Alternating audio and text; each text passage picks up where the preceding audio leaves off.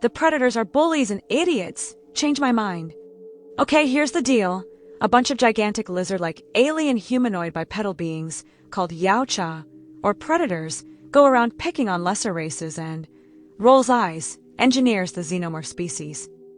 So these, I don't know how to classify them. Are they Romans crossed with the Borg? Crossed with Nazis, crossed with Klingon? They somehow developed invisibility cloaks, advanced weapons, and have an honor code, a hierarchy, with severe punishments for breaking the code, and engage in hunting lesser species, like some 19th century colonial game hunter.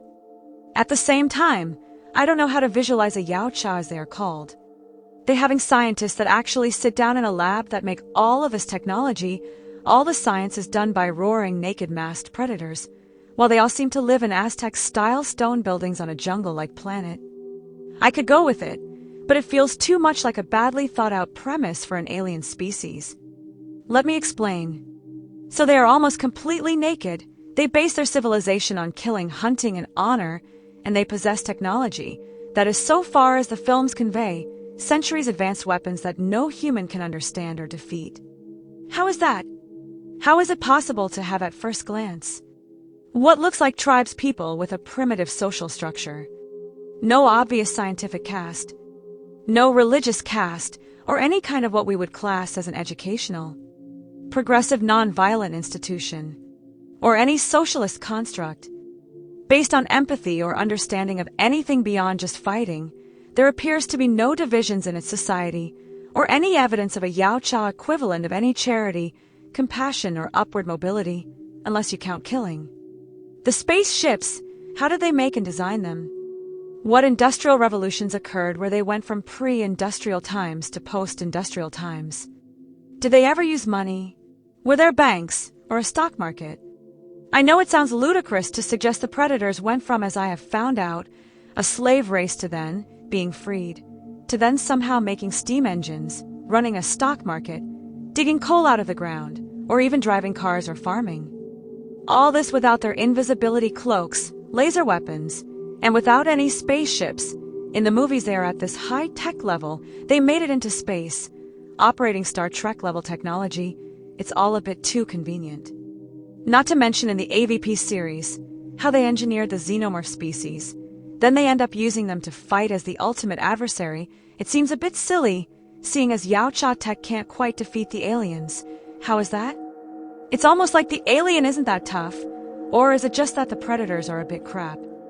For my money, I can't get away from either the predators are just too primitive of a species to take seriously as a space power. That, and the idea that they invented the Xenomorphs, and that they always come across as space bullies. They're generally at least 7 feet tall, 300 pounds, and are scared of nothing.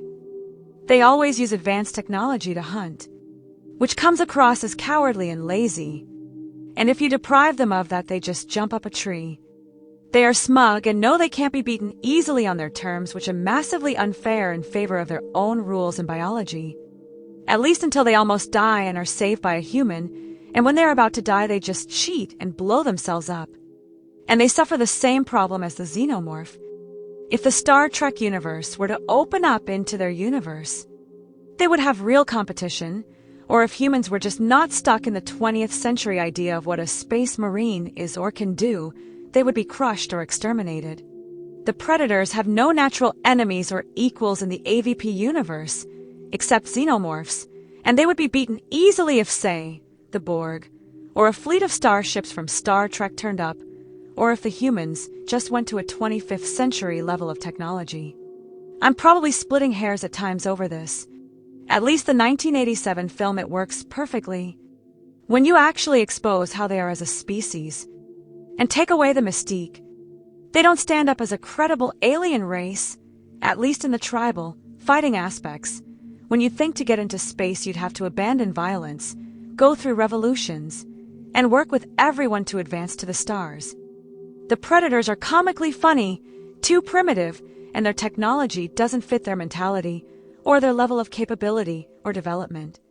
If it actually had more of a motive beyond just hunting, some kind of experiment or an invasion, that might have worked, at least these days.